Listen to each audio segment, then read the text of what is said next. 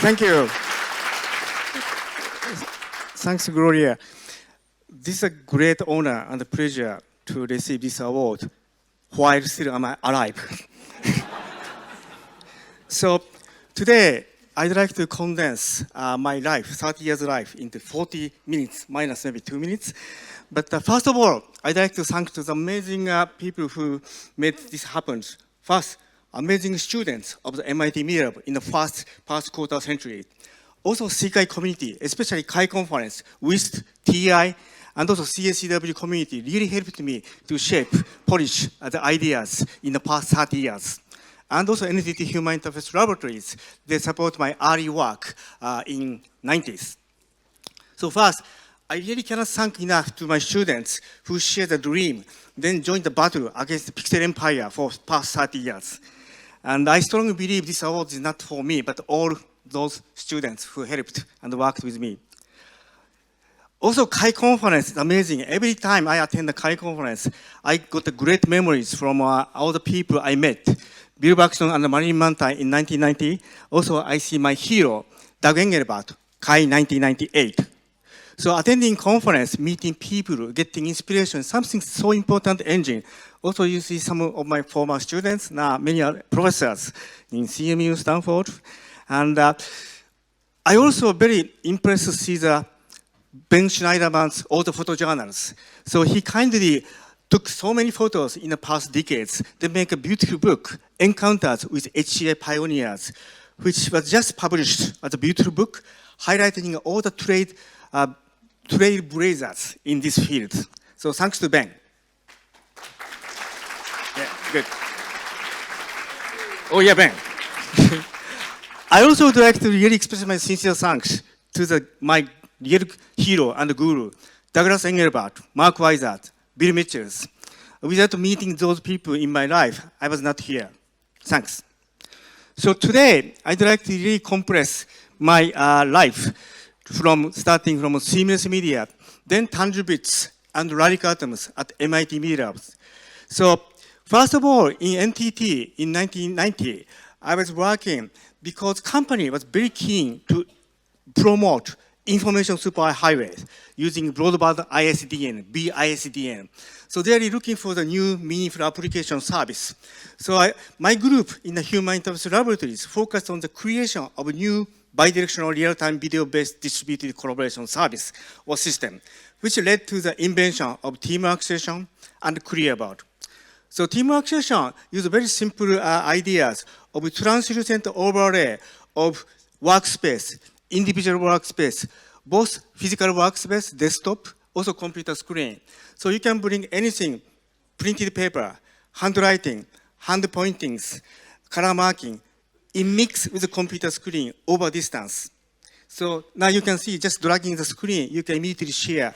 So I try to solve the seams between physical tools and the digital tools. Also individual space and also shared workspace. In 1992, I presented ClearBoard in KAI 92, also CSM 92 with Minoru Kobayashi. ClearBoard explored different seamlessness between interpersonal space, talking heads, and the shared drawing space. Today, still Skype like an interface, and the Google Doc is completely separated. You cannot tell where on Google Doc your partner is looking at. So I really try to make a gaze awareness. So gaze beam travels through straight over distance, no refraction. That is one of the important themes. So how to remove the seam between interpersonal space and the shared space is a ClearBoard. Of course, I got so many inspiration from amazing pioneering work in the CSCW. Video Draw by John Tang, Scott Miniman, Xerox PARC really inspired the teamwork sessions. Also, collab project in the Xerox PARC, especially Mark Stefk mentioned the seamless as in the keyword in his video. That inspired me. And my hero, Douglas Engelbart, NLS. This image really struck me. So I can't really thank enough to all these pioneers. 1994, in Atlanta, I was invited by Dr. Alan Kay to come to the talk because he saw my ClearBoard, the event about the CSCW. So I gave a talk about the ClearBoard. Then right after my talk, Nicholas and Alan Kay came to me and then asked me to come to MIT. I thought a PhD. He said, no, give a job talk. So I had to think 10 minutes because of coffee break. Then I said yes. So that's a big turning point. So I was headhunted in Atlanta. So in February 1995, I gave a job talk at MIT Media Labs. Right after that, faculty meeting decided to give a position to me. And it's a very quick decision. At the time, I was very naive. So I thought, why I go to MIT? The reason I chose to come to MIT is like, it was a mountain so high that the peak was beyond the clouds. There seemed to be no path leading to the top. Later I learned that was completely wrong. I was so naive and stupid. Later I'll talk to you how I was stupid. So Professor Nicolas Ponte challenged me as a condition of the admission, getting me to join the MIT is reboot. He requested me not to continue any work like a teamwork session, career board I've done. He asked me to completely start a brand new research because life is short. It's a big luxury to challenge. That's the worst advice for non-tenured faculty, but I took very seriously. Yeah, that's the reason I started the TangiBits. So October 1995, I moved from NTT to MIT, graduating. Then I struggled how to really define, but finally we came up with a notion of TangiBits. So strategy, don't get on the mainstream, but you have to start something new stream on the edge. Mainstream is GUI, Pixel Empire. So I try to find about what's orthogonal vectors, which opposite of GUI. Then I was searching for the space, night sky above Massachusetts, seeing all the orthogonal vector as a searchlight shining. Then when blimp may appear. So then finally we found a blimp tangible in that space.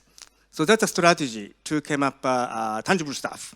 So in 1995, I started Tangible Media Group. Then fundamentally goals make digital tangible. So I really care about inventing a new tangible interaction that inspire and engage people. So this is the first generation of TMG members, and you can see me with black hair, but also having a backup computer called Abacus in my hand. How many people can compute with Abacus? Oh, good. So Abacus is a beautiful machine because every bit, digits are physically embodied as beads. You can directly touch. Second, transparency. Nothing, no digital black box. So it's transparent. If you grab it, become musical instruments, toy train, and back scratcher. Without reading any manual written by a Google guy or Apple guy. So that's a beauty. I really want to bring this beauty into the human-machine interactions. And even when I was a kid, I already know what the tangible is. And I was so captivated because that stimulated my imagination. Also another important thing, when my mom was busy for bookkeeping, I could hear the music of the Abacus. That means I can't ask her to play with me. So that also became an ambient media. So both tangible and ambient media, everything was in this Abacus. And I love orally. How to represent knowledge is so important. So this is a beautiful representation using a physical artifact. Then important thing is interface. There's a handle which is waiting for you to grab it. Once you grab it, your body becomes part of the solar system. When you move, your kinesthesia, proprioception is a complete sync with the movement of the planets around the sun. That's completely missing current HCI because pixel is completely decoupled. Also collocated real 3D interaction. So that was a dream. Three things I care: tangible, aesthetic, and interactive. I really want to make interaction inspiring, also engaging. So that is the key goals of my research. So in 1997, Brick Alma, my first students, I co-presented the TangiBits paper in CHI 97. And this became an important groundwork papers to shape all this tangible kind of stuff. But later I heard the TangiBits paper was on the verge of rejection. I got so many papers rejected. Anyway, but this was almost rejected. But Dr. Mark Weiser, also Jim Horan, this is a hero who rescued my paper. Otherwise, I'm not here. Seriously. And Dr. Mark Weiser will become really shape all these ideas. And without his framework, I never be able to really come these kind of ideas. But the most important, soon after, Brick and I received unbelievable email message from Mark Weiser. Dear Hiroshi and Brick, I recently had a chance to read your Kai 97 paper, Tangible Bits. Great work. In my opinion, this is the kind of work that will characterize the technological landscape in the 21st century. It's a very nice word. I do have a request. My request is that you help me to stop the spread of misunderstanding of ubiquitous computing based simply on its name. The next sentence is so important for me. Tangible Bits is very nice and maybe could serve as an overall umbrella. But then you might lose it as the name of your research project for untenured professor. So this is one of the best moments. It's my treasure in my life. I really miss Mark a lot. So many sources of inspiration. Of course, Ubicomp, also Digital Desk by Pierre Werner and Xerox Europark people. Also Dangling String by Natalie Jeremchenko. Also behind calm technology concept, John C. Brown and Mark Weiser. All these became a base of the ambient medias. And of course, famous Marble answering machine, Dreher Bishop, RCA. Also, Grasshopper UI is a seminal thesis of George Fitzmaurice. Where is George? Oh, great. I was very fortunate to work with him for the thesis. Also, Bill Braxton is a committee member. So we had a really fun time in 1993 in Toronto. That also shaped the base of this tangible stuff. So basically, tangible is that physical embodiment of information and computation. In the academic world, it's very important to distinguish your work from prior work. Sorry. So basically, graphical user interface based on the intangible pixel and the sound. Then control, remote control is completely decoupled from representation. But tangible blurs the boundary. So physical representation also serves as control. That's a fundamental distinct difference. But the more academically speaking, this is an illustration for TI-08 papers. Then you can see that here, representation control is completely decoupled. Here, it's integrated. So that's a fundamental difference. This illustrates battles against Pixel Empire in the past 30 years and 25 years. In the most left is a painted bit, pixel under the water. You can see it, but you can't reach it because it's stuck behind the screen. So I push up to the physical, above the water, physical world, so you can directly touch and feel and manipulate.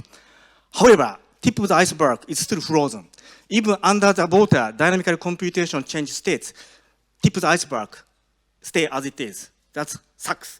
So that I decided to hack materials. So that's the radical atoms. And that's transformed dynamically. Anyway, so Tangible Bits started from this MetaDesk, but also another stream is ambient medias, like ambient rooms. So I'd like to talk first about the center and the periphery, which of course inspired many of the discussion, John C. Brown, Bill Braxton's, also Mark Weiser's, calm technology. In foreground, using Grasshopper media on interactive surface, people can really focus.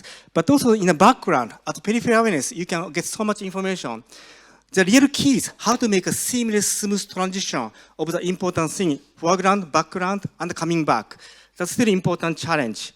So foreground, I did a MetaDesk with brick armors, and also the ambient room with a bunch of students making a concept become experienceable. So let me introduce one of the ambient media called Pinwheels, which is a spin-off. So I really want to feel the pulse of the sun, solar wind blowing from the sun to the earth, then data observatory come to my Pinwheel, then spin. So I can feel the wind, pulse of the heart, while I'm still talking or typing, but the peripheral awareness. So how can I really make good use of the background awareness is one of the key interests. Also, I'm really interested about the graspable object, which is a beautiful object. Also, how to augment familiar physical objects, like bottles. So this is a music bottles, which explore seamless extension of the affordance to digital domain.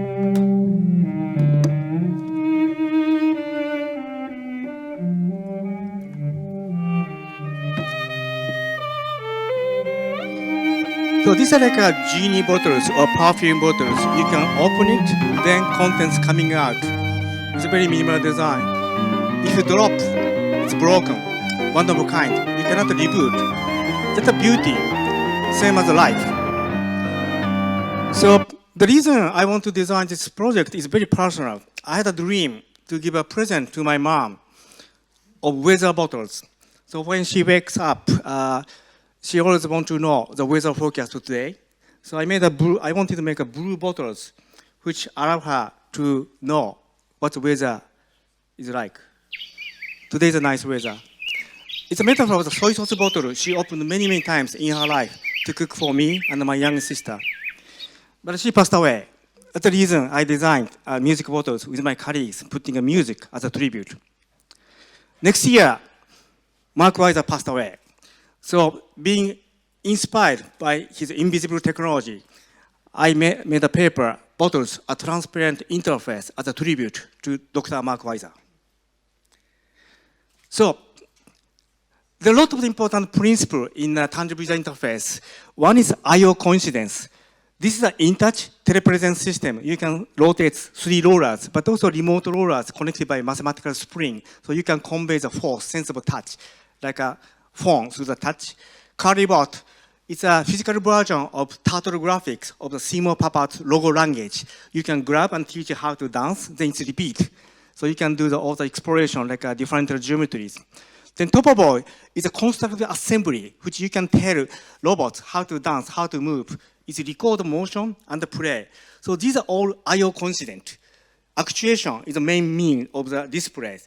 No display, because I have to stay away from pixel empire. That's a real fear under the shadow of the pixel empire. So all this I/O coincidence is very pure form of tangible. Also, this Topobo became a hint because all this constructive assembly in a molecular level could really make world more dynamic. So Topobo set the stage to go to the next generation called radical atoms. Also, we did a lot of exploration of tabletop interface, interactive surface, and tangibles on top of them. Also, we did some actuations. So important principles. Originally, I stay away from pixel, but the pixel is so powerful. So we came up with the idea to combine tangible physical representation and pixel as a digital shadow of the object so that they can seamlessly integrate it. This is a seminal work by Dr. John Koffer. He's the first PhD student. It's ARP. So this building casting digital shadows. And it's all the computations. Also, you can bring the clock. Then you can change the time of day. Then you can see how those stuff move around. And also, you can explore the shadow optical reflection and also shadow. It's Navier-Stokes equations. Every time you the buildings, boundary condition change, then under the water, they recompute. Important things, you can really put the hands and move and explore to ask what if question. So that's very different from canned animation to make a consensus of the urban planning. So this is a tangible and digital shadow. Also, another important jump is ARP is something obvious, physical model of real world, very comprehensible, but also a challenge to apply to the abstract computational simulation. Based on the James Patten's sense-table platform, we explored application to many abstract stuff, like event-driven simulation or system dynamics.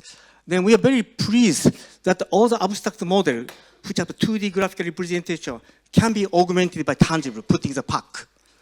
If they did the exercise of the simulation, even after they go to lunch, all of a sudden coffee cup or glass of the water become my factory or your supply, they can start talking, even there's no computer.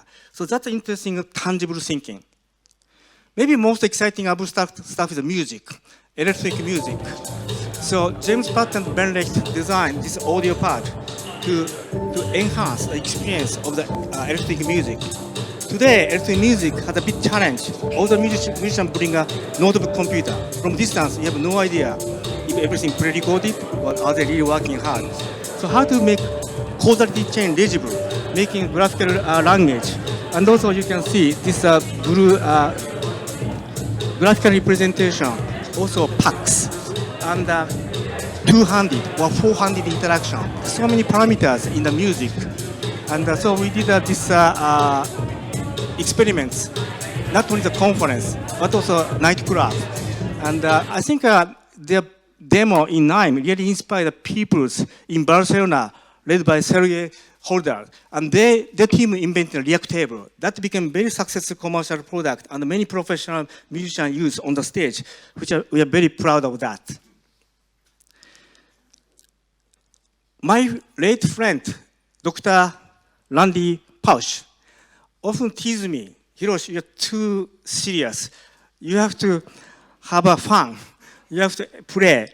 So responding to his challenge, I designed this Ping Pong Plus, putting a microphone under the table. So Ping Pong is kind of competitive game, zero-sum game to make your opponent make a mistake. But I really want to change, create a new interactive experiences. Even you miss, ball hit the net, still have a pleasure. So this is my first social media we designed, then exhibit a bunch of the space. So this is a great example, interactive surface. Also, actuation is something so important. I want to make atoms dance. That's my dream. So now you can see in the middle screen, these are remote collaborations. So that now in Glasgow and Boston, teams of people discussing about the arrangement. But interesting, if they grab same object, now grabbing the same object, grab it. Oh yeah. Now they feel the repelling force if they move to different. It's like an interpersonal direct communication channel, a bit like InTouch. So these are explorations we did. Also, James Patton did another important jump. Computer tried to optimize cellular tower arrangement in a location, but the human can intervene using a mechanical intervention. You don't need to recompile source code and execute. You can just put the SCART, then prevent them from coming too close each other, for example. Or you can do other constraints. You can also constrain they can't too far away. But another interesting stuff, also you want to accelerate the computation. You can use a dish soap. Then you can make them slippery. So that's the future of the computing of the real world. Hope that makes sense. Anyway, so we had a lot of the fun to explore the new future. Also, departure from flat 2D to 2.5D, something important. Eliminating clay and the soundscape is a very important step. Integrating form giving using your hands for the aesthetics, but also computational analysis. Now you can see this is an installation in Architectonica. This vector shows the water drainage. When you have a heavy rain, how water run down. Color shows the speed, so people can understand potential erosion. So form giving and the computer analysis together, that is TangiBits. Gap between digital and physical is a big still problems in HUI. Physical, digital, different strengths and weakness. So my dream is to how to bridge, invent a new media which has a multiple inheritance from both worlds. So physical is still very powerful for the upper stream of design, but the precision of digital is so fundamentally critical in the lower stream of the large-scale collaboration. So this soundscape eliminated claims small but important step to multiple inherit two different features of physicality and computationally into one material. We continue vigorously a variety of the tangible bits. Many got rejected, but these are survivors. Hi, Hiroshi. And we really went into the playful learning, artistic expression, also wearable domains. So I'd like to introduce Kimiko Ryokai's PhD. Is Kimiko here? Oh, great. This is one of the most popular projects. How many people paint with water or oil? That's one. How many people have a beautiful kids who paint a lot? Okay, good. That's very nice. So you can, this is not the same color from color palette, like a color picker, RGB.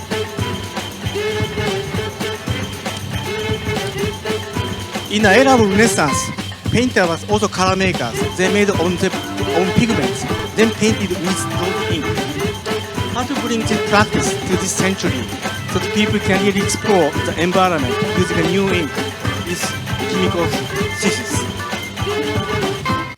So this went to the many places, but one of the beauty is now you can see the teddy bear from which color came from. Now you can capture the origin of the color. Then we brought this to the kindergartens. But the beauty is kids doesn't listen to us. She has her own imagination and creativity. Then she interpreted airbrush, not for paintbrush.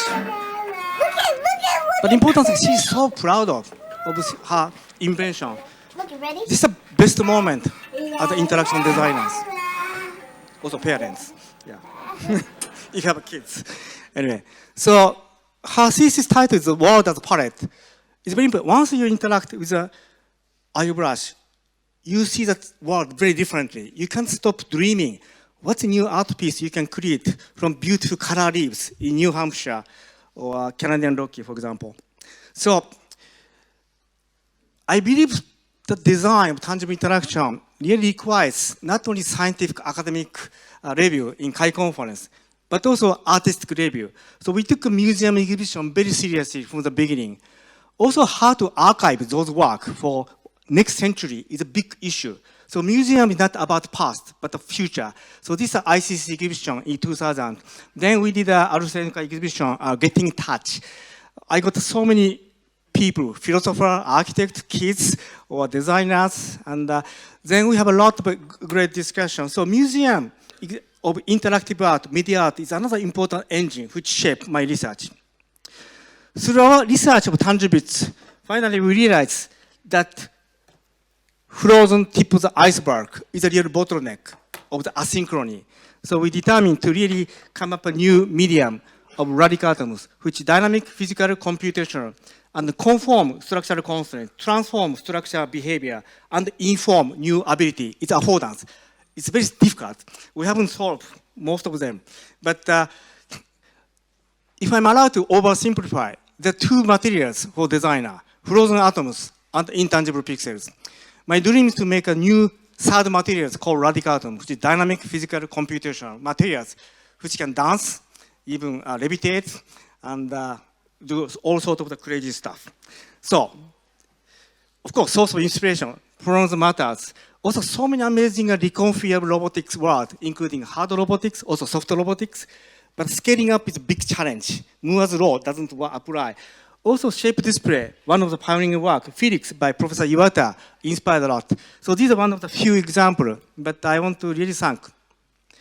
Radical atoms is too abstract. You can't write a paper for CHI. Never get accepted unless you have another Mark Weiser or Jim Holland. So, but the good thing is, AstraZeneca took my vision as an overarching theme of the entire Media Art Festival in 2016. Then Gerfried Stocker, my friend and the director of AstraZeneca, came up nice subtitle, The Alchemist of Our Time. So we are determined to become alchemists, to make new materials, invent new materials, with which we do new artistic expression. So that's an important spirit. Then, great parties, we brought all the teams, including a bunch of the folks in my audience, then exhibit the pieces, including a classic piece like a music bottles, but also latest piece like inform, biologic, kinetics, and the Syria. So those exhibitions really shaped many of the ideas from a different point of view, not user study point of view or utility point of view, but a more poetic and artistic point of view. So this exhibition became very successful and extended twice. So it's running till summer this year. So you have a chance to, Linz, please take a look, drop by. So evolution of radical atoms. We have a lot of the shape-changing dynamic materials. And one thing is mirror field, but also we made a paper. And it's important to publish about fundamental framework. This is interaction magazine papers about those materials. But in which we did a speculative design. Because I want the material to become intelligent in future. So shape memory alloy inspired me. If wire can memorize a shape, how about clay? Can clay remember the perfect sphere, perfect pyramid, for example? Then if you manipulate, it snaps into the canonical form. I know it's a crazy idea. You can't write CHI paper, but this is speculative design. Also, I try to make a semantic cut, semantic repetition. So basically, model is CAD software. How we can put the knowledge, intelligence of CAD software into the material. I don't know how to implement it, but that is our dream. It's a perfect set. beautiful girl is my daughter. Anyway, so art and science always important. Musical instrument is amazing in terms of beauty, also impedance matching of the musicians. So Xiao Xiao, who designs Mirror Fugue, she's a very accomplished pianist, also hardcore computer scientist. One day she saw her reflection on the piano. They came up idea that maybe we can use player piano, shape-changing piano, to play the ghostly presence, the musician inside the piano, but to push the key down.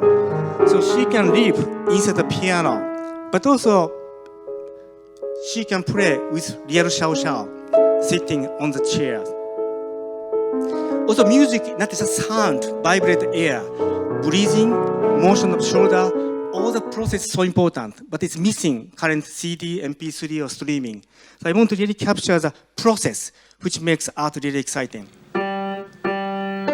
So this is a Xiao Xiao in a young age, and actually my daughter, Alisa. But then she grew up, became a Xiao Xiao with PhD from MIT. But still young Xiao Xiao living in the piano. It's a cross-generation interaction. So we dreamed, if your grandma is a concert pianist, you can invite her in the anniversary of her death from heaven to your piano. Then let her play with grandchildren.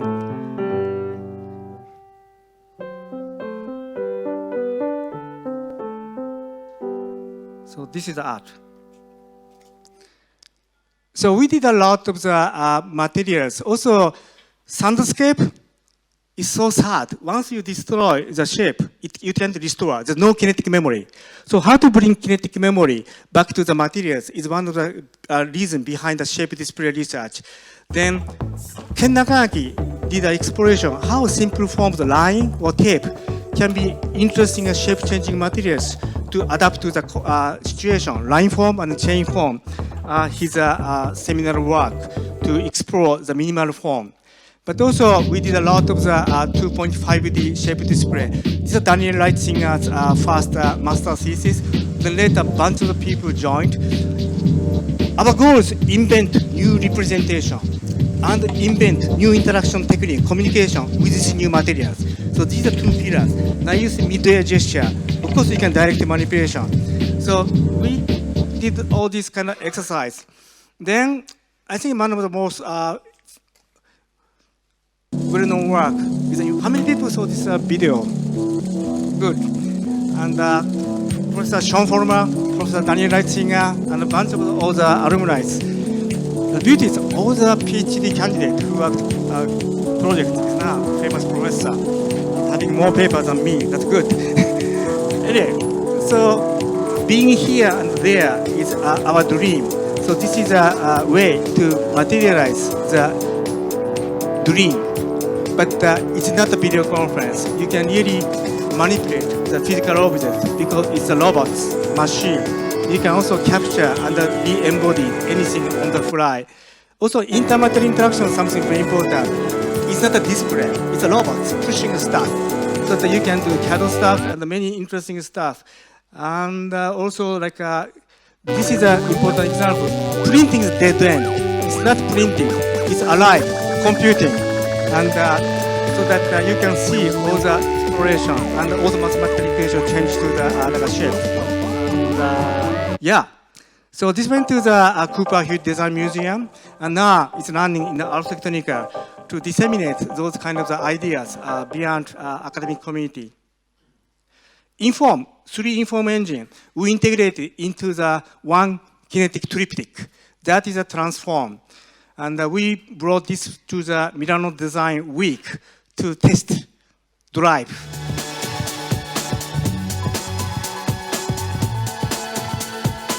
So these are 2 generations of the material. Red ball, frozen atoms, white pins, radical atoms, 2 generations of materials are dancing. They are not really communicating, but it looks like communicating. It's dynamic, interactive. So one of the questions I gave to the audience is, this is equivalent of the invention of a new blank canvas, paintbrush ink, waiting for Picasso, Gough, and Matisse. would that be you? So that's a challenge to the creative artist or designer. So I really enjoyed. But transdisciplinary is always so important principle. Finding opportunity in conflict between disciplines, breaking down old paradigms to create new archetypes. So in this case, design versus technology, stillness versus motion, atoms and bits. In the collision border, we designed this system.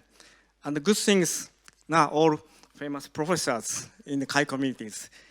So also some people say, I don't understand, nice art piece, but so what, who care?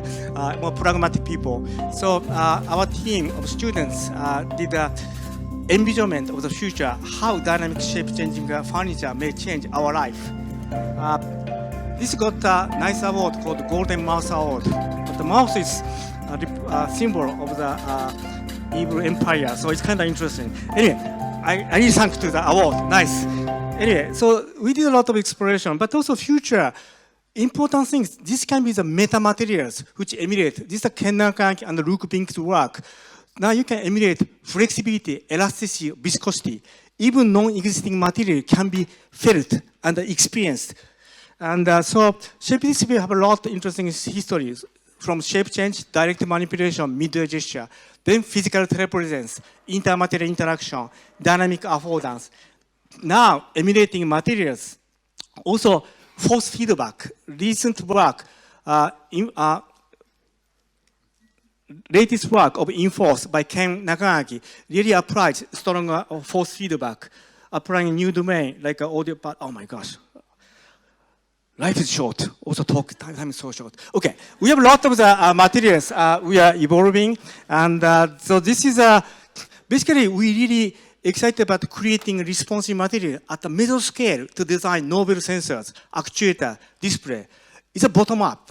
But creating new materials like a NUI, Jamsheet, Biologic, Aeromorph, Kinetics, Cilia, Unimorph, and SensorKnit, we are now inventing a new interaction like applications. So Cilia is a work by Jifei O, and now he invented a 3D printing method of 50 micrometer thin hair, which has a long interesting capability, like mechanical adhesions. Also, you can sense the way people touching based on the speed and the pressure using a Fourier transform and the AI for sound analysis, and also the actuations. So this can be also used for the interesting fashion for fur and the feather-like materials. So this week, we just opened the new exhibition of the fashion design based on the Cilia in Cooper Hughes Design Museum, also Cube Design Museum in Netherlands. So this is nature is full of the great shape-changing materials, which I borrow from Linnea's thesis. But we picked up the Bacillus subtilis natto bacteria as a means to create a new interface. This is an interface, human living machine interface with environment. So it's a second skin, breathing skin.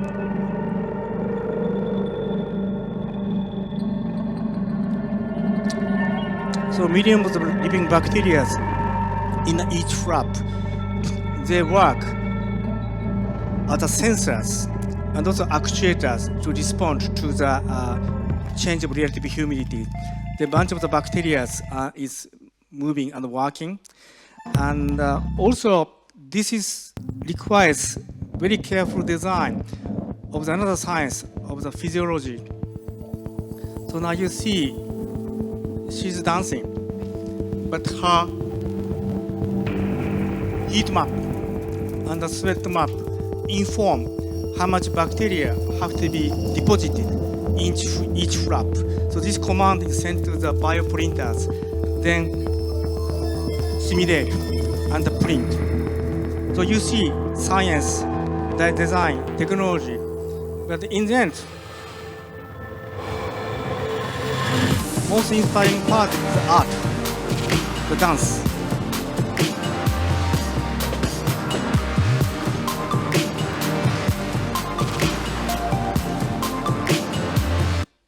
So bio is a new interface from beyond human-machine interface towards human living machine interface with environment is one of the exploration we did it. Also, this is a team biologic, which now Professor Lin Yao led. She's now in the CMU. And So my dream is we want to grow radical atoms rather than build. Also, we want radical atoms dance.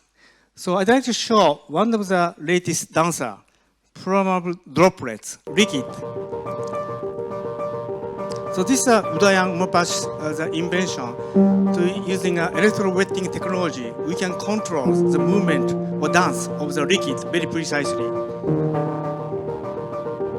This also got the Golden Mouse Award. Thank you. But the important thing is this makes a tremendous impact. Bio industries, biochemical industry, because they all deal with liquid. But I came up with crazy idea of the Van Gogh, the palettes. So if you see the beautiful scenery, nice palette automatically generate all the color ink, which allow you to paint like a Van Gogh. So that is the artistic expression. Also, I want radical atoms to levitate. So this is xenon that Jin Lee and Remy Post designed. You can put materials in the air, it float. Computer knows exact location. Also, computer can move it. So that this becomes an interface between us and the digital world through physical 3D space. So defy gravity is important. We often take gravity constant for granted. Never ask question why we have to follow, obey. So fundamentally defining gravity is important principle. So important keys, invent and inspire. To do so, we have to really balance both art and science. So our philosophy is be artistic and analytic. Also be poetic and pragmatic. So art and science is fundamentally important to principle. But we always talk about the spiral. How quickly go around this spiral. But also enjoying simultaneous translation of a single idea, like tangible radical atoms, to all 4 dimensions. So that is an exercise. So today, I rapidly talked about the seamless media design, tangible radical atoms. Then many people ask, so what's next? So I don't know, but maybe perhaps body syntonic that Simon Papat coined this term. So if you're interested, invite me back. Give me back 10 years, then invite me back. Then I say something meaningful. So future is not predict, but to invent. It's a very famous word from Alan Kay. So we care vision because technology gets obsolete in 1 year, needs change 10 years. But the vision, like a collective intelligence of Doug Engelbart, keeps shining the light towards the future. So envision, embody, inspire. These are very important 3 things. To embody, you need no design, science, technology. But coming up crazy question, new inquiry, or to inspire people, we need the art. So STEM is not enough. STEAM, John Maida, my good friend, added A. It's something so fundamental. So this is a 9 kanji character which summarize my 3 driving forces. 1D, stick out. 2D, blaze a trail. And 3D, build a mountain. This is a message to young researchers or senior researchers. So for this young version, the nail that just pokes out gets hammered down, like a rejection of Kai paper. But stick out, okay, sorry, I love Kai. Stick out far enough that no hammer can reach you. Stand out among the crowd. That's an important thing for when you are young. Then you become a bit senior.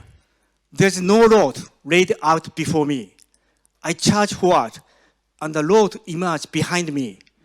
Neither spectator, nor referees, or no stopwatch exist here. So it's not a G index, H index, numbers of paper. You have to believe that path. You have to really blaze a trail. Then come back to the original stuff. I was stupid. I thought, oh, I have to climb up the mountains. Although I don't know how to climb the mountain. But I soon realized there was no existing mountain to climb. To create a mountain from the ground up in 7 years. To be that fast to reach a peak before 10-year deadline. That is how you survive in MIT. So that's the lesson I learned. So thank you very much for your kind attention today. And this is my next plan. I go different place. Then all together. So beyond our life, there's a future and the people living for which we are responsible. Also always, every day I ask myself, to my colleague, What do you want to pass on to those living in 2200? How do you want to be remembered? What do you want your legacy to be? So 2200 is a symbol of the far future. Then life has set end point, but the future is never ending. And technology soon become obsolete, but true vision is everlasting. So with this symbol of the far future, I want to close my talk. Thank you very much.